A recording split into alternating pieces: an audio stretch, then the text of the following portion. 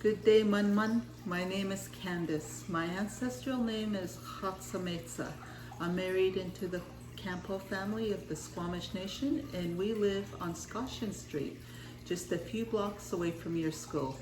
I am really happy that myself and my friend Xwemélch'stn, Richard Till, had the opportunity to travel some of the territory of our Squamish Nation to share with you how we utilize the land for food, medicine, and technology, and to showcase our two villages, the Squamish Nation villages on the Sunshine Coast. And those villages are Stalkaya in Roberts Creek, as well as Xwemélch'stn in Gibson's Landing. And we are so excited to share the plants, the trees, the animals that live there. I hope you enjoy our video. Xwemélch'stn.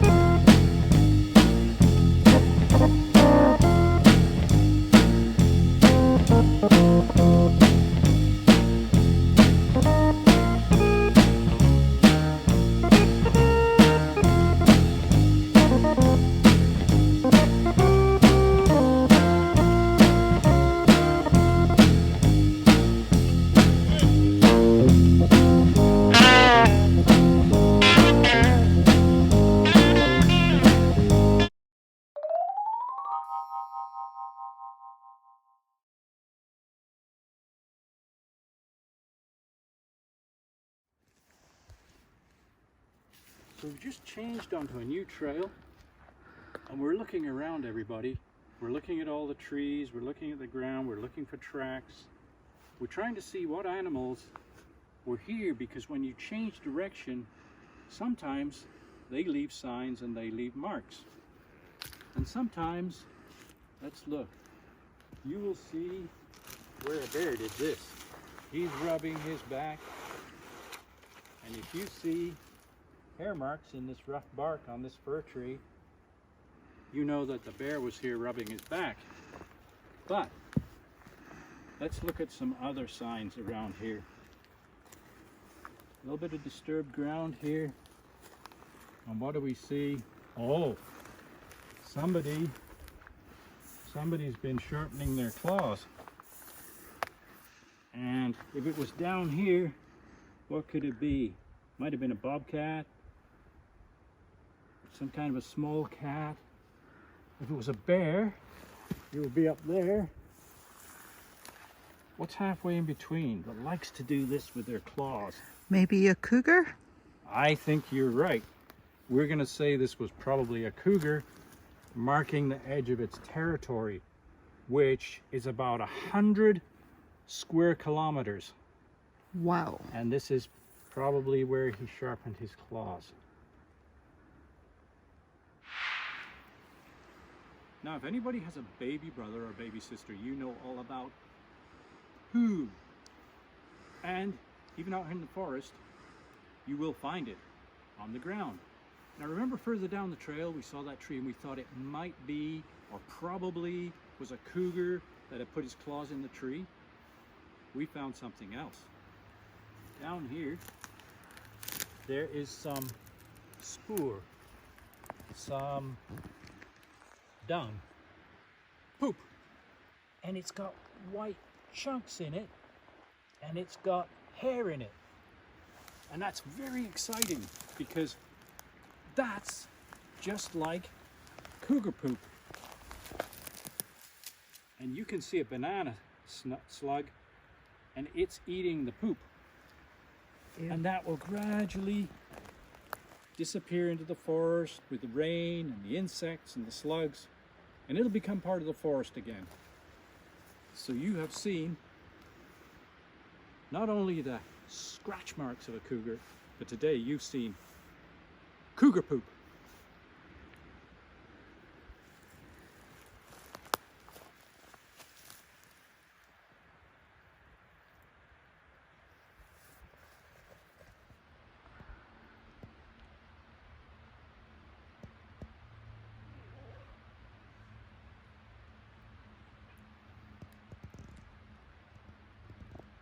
Hello again.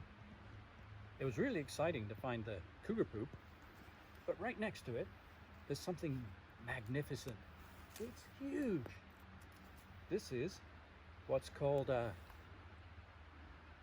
Polanai.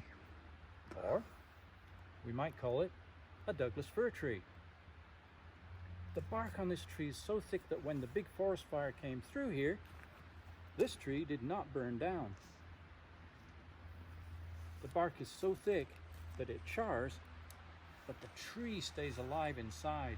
And there's a story that goes with that. And it's a story about mice. When the forest fire came, the mice ran up the tree and they went up to those high branches. And when they got there, they found a place to hide inside these fir cones. And if you look at a fir cone, you'll see the little legs and the little tails of mice. And when you're walking through the forest and you see those cones and you look up, you're probably standing underneath a fir tree. Thank you for learning about the fir tree.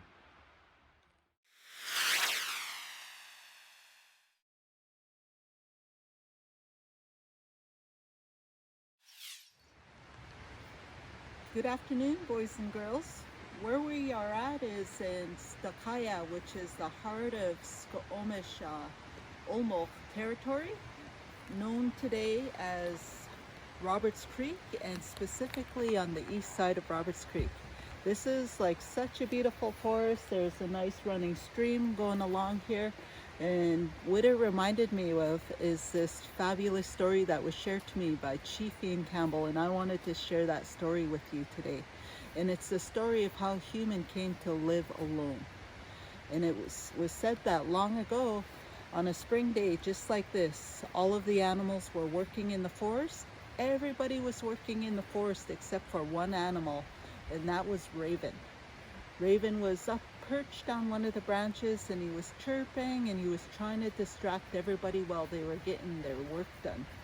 Sure enough, he came up with a strategy to get what he wanted, and he wanted to play a game.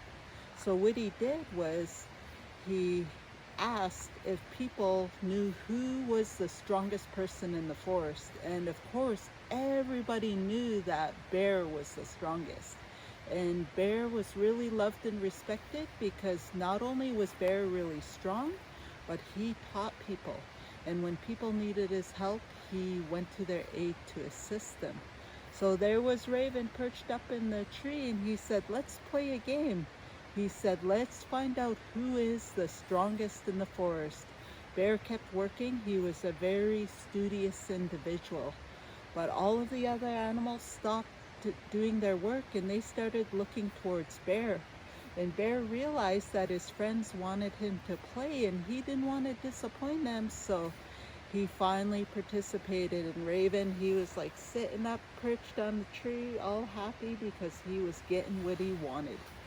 So Bear went up to a stump just like this, and he was so big and large, he literally grabbed that stump, and he's like, "Rah!" And he went, and he threw that stump, and it went flying across the forest, and all the animals were cheering and they were rooting on Bear. And Raven, he was just in his zone. He was so happy. He knew that he had the attention of all the other animals. And he was kind of cheeky too. He said to Chickadee, he's like, Chickadee, what can you do? And everybody knew that Chickadee was such a beautiful singer. But what Chickadee did was she was perched on the top of the Polanai, the Douglas tree, and she zoomed down and she flew down. And just before she got to the ground, she swooped up and she flew to the top of the Douglas fir tree. And when she landed on the very top of the tree, she sang a song. And her song was so beautiful that you could hear it from the very top as clear as day. And everybody cheered on Chickadee. But there was one animal in the forest that day. He wasn't cheering for anybody. He wasn't clapping. He wasn't yahooing.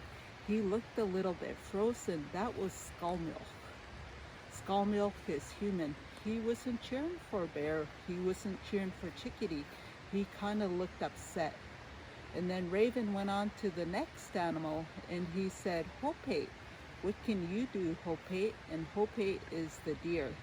And she, before he finished his sentence, Hopate leaped on the ground and she jumped, and she was about 12 feet in the air, and she was so graceful.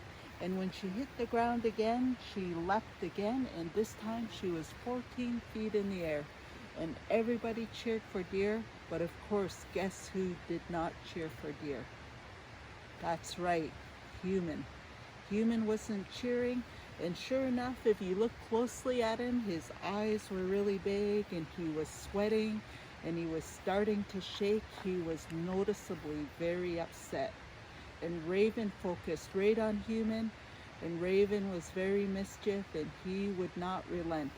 He kept badgering human. He's like, human, what are you good at? You can't jump very high. You're not as nearly as strong as Bear. What are you good at, human? And everybody could see that human was so upset that they started to return back to their work, and the party started to dissipate.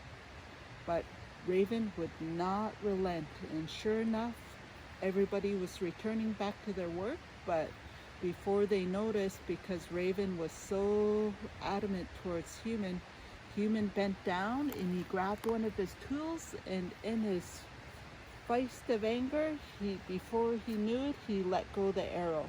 And that arrow shot across the forest, and it hit Bear in the chest, and Bear fell down to the ground.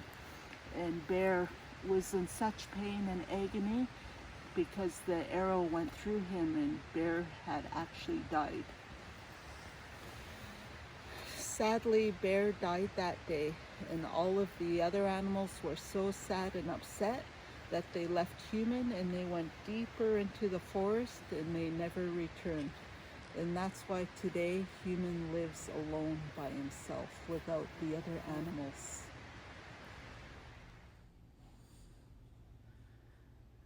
Hello, Munmun.